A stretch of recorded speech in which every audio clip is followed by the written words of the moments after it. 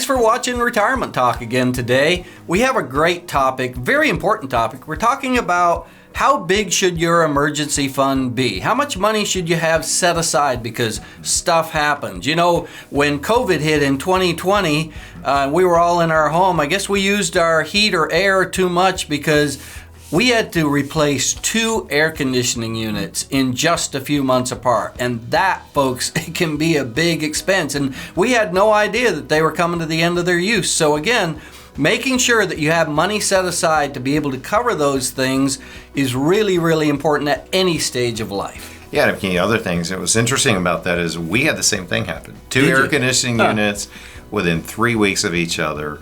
Then one of our kids had an accident that we had healthcare bills, so that comes up a lot for people today. And you know, as the economy becomes a little bit more shaky, we're coming out of this area of 40-year high inflation, and we're at a period of time, unfortunately, Pete, right now, where in America, which is so unbelievable to really think about, credit card debt is actually at an all-time high. Wow. And personal household savings, now get this, it may not be your story, but personal household savings is at an all-time low, and the economy's pretty shaky. Are we in a recession? Are we headed into a recession? One of the other things that could come up, and it's one thing we really want to talk about, is how much should you have? A good gauge is 3 to 6 months of expenses, household expenses, monthly expenses, because if you do have a job loss or any other things that we've talked about, and you don't have that in place, it can really be a scary time. Yeah, absolutely. And back to credit cards, John, that is not your emergency fund, okay? Right.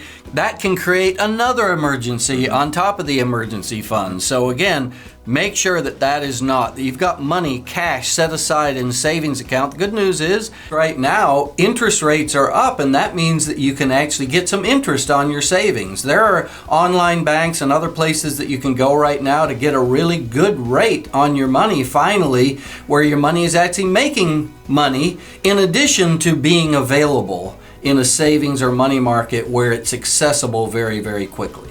Well, and it's about really where are your priorities, and are you disciplined enough to be able to put this aside? And I'll give you an example.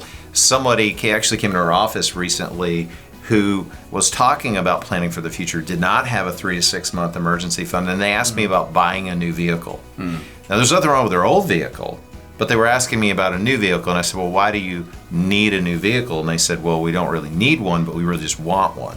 Well, there's a lot of things you may want in your life. I'd like hair, but that's not going to happen. Probably not. So it's about where are your priorities. And so if you don't have that, you may need to make some adjustments because when you need it, and we all need it at some point in our life, you're either going to be glad you've got it and you've saved that money, or you're really going to regret not having that in place. Yeah, absolutely. So again, great topic, great information. Make sure that you pay attention to it and do what we say here, because you're going to be glad that you did. Well, we'd love for you to subscribe to our channel, because there's so much great information that we cover all the time on various topics concerning anything really to do with your retirement or money. And to visit and to hear more about us or learn more about us, go to retirementtalk.com.